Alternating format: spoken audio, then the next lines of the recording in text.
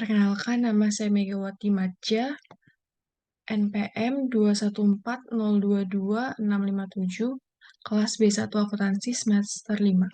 Pada kesempatan kali ini, saya akan mempresentasikan bab 7 mengenai transaksi entitas induk dan entitas anak utang.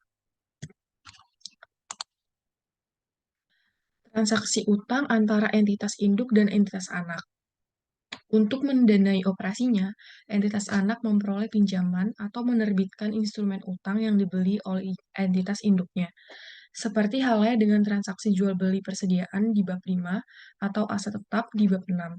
Transaksi utang antara entitas induk dan entitas anak juga harus dieliminasi dalam rangka penyusunan laporan keuangan konsolidasian.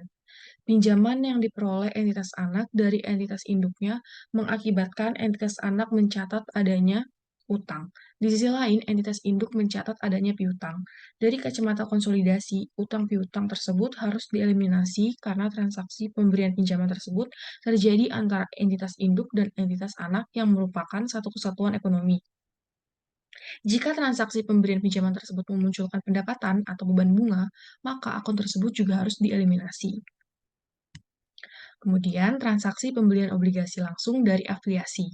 Entitas induk dan entitas anak dapat terlibat dalam transaksi jual beli obligasi secara langsung pada gambar A. Selain itu, entitas induk juga dapat membeli obligasi entitas anak secara tidak langsung, yaitu melalui pihak non-afiliasi pada gambar B.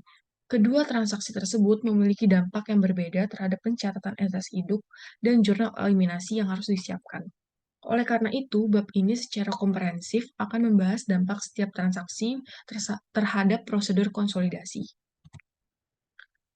Untuk bagian pertama ini akan dibahas bagaimana prosedur konsolidasi ketika entitas induk menerbitkan obligasi dan dibeli langsung oleh entitas anak. Bagian selanjutnya akan membahas jika entitas induk membeli obligasi entitas anak dari pihak non-afiliasi.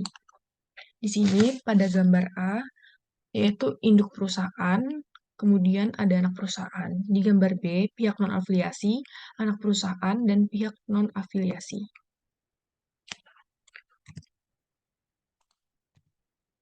Pembelian pada nilai par. Ketika entitas induk menerbitkan obligasi pada nilai par dan dibeli langsung oleh entitas anak, maka diperlukan jurnal eliminasi untuk menghapus akun investasi pada obligasi, utang obligasi, pendapatan bunga, serta beban bunga. Contoh ilustrasi 7.1, halaman 234, yaitu tentang neraca saldo per 31 Desember 2020. Kita bisa lihat di buku contohnya. Pembelian obligasi langsung pada nilai par investasi pada obligasi dan utang obligasi dihapus sebesar nilai par. Kemudian pembelian bukan pada nilai par. Obligasi dapat diterbitkan bukan pada nilai parnya. Hal ini terjadi pada saat kupon obligasi berbeda dengan tingkat bunga pasar. Ketika kupon obligasi lebih rendah dibandingkan tingkat bunga pasar, maka obligasi diterbitkan pada nilai diskon. Sedangkan pada saat kupon obligasi lebih tinggi dibandingkan tingkat bunga pasar, maka terdapat premium atas penerbitan obligasi tersebut. Ketika obligasi diterbitkan bukan pada nilai par, maka diskon atau premium yang muncul dari penerbitan obligasi tersebut harus dieliminasi. Contohnya, 7.2 halaman 239 di buku itu mengenai ilustrasi tersebut sama dengan gambar 7.1.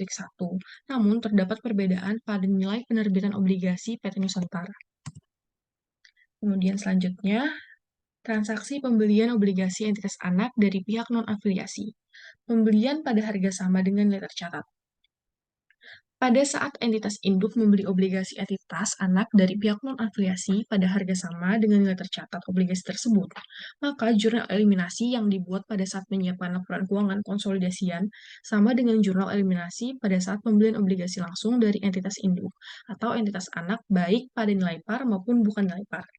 Kita bisa lihat di contoh gambar 7.1 dan 7.2. Jurnal eliminasi untuk pembelian obligasi dari pihak non-afiliasi pada nilai tercatat obligasi sama dengan jurnal eliminasi atas pembelian obligasi secara langsung. Pembelian pada harga berbeda dengan nilai tercatat. entitas induk dapat membeli obligasi entitas anak dari pihak non-afiliasi pada harga yang berbeda dengan nilai tercatat obligasi tersebut ketika entitas induk membeli obligasi entitas anak pada nilai yang berbeda dengan nilai tercatat obligasi, maka dari sudut pandang konsolidasi muncul keuntungan atau kerugian dari penarikan obligasi. Jika entitas induk membeli obligasi anak pada harga yang lebih rendah dibandingkan dengan nilai yang tercatat obligasi, maka muncul keuntungan penarikan obligasi dalam laporan keuangan konsolidasian. Sebaliknya, ketika entitas induk membeli pada harga yang lebih tinggi dibandingkan nilai tercatatnya, maka terdapat kerugian penarikan obligasi yang harus disajikan dalam laporan keuangan konsolidasian. Kemudian terdapat ilustrasi komprehensif. Ilustrasi berikut untuk memberikan gambaran secara komprehensif dampak transaksi antara entitas induk dan entitas anak terhadap penyusunan laporan keuangan konsolidasian. Ilustrasi ini meliputi transaksi penjualan persediaan dan jasa yang telah dibahas pada bab 5, penjualan aset tetap pada bab 6, dan transaksi pemberian pinjaman pada bab 7. Contohnya itu, PT Pandawa telah melakukan pembelian 80% saham PT Satria di 1 Januari 2020 pada harga 800 juta. Pada tanggal tersebut, nilai wajar kepentingan non-pengendali sebesar 200 juta.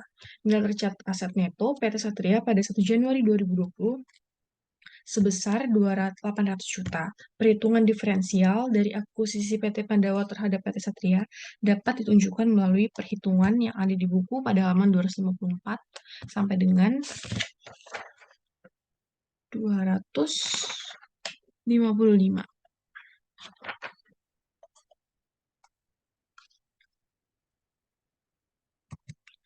Sekian presentasi dari saya, kurang lebihnya mohon dimaafkan. Terima kasih atas kesempatannya.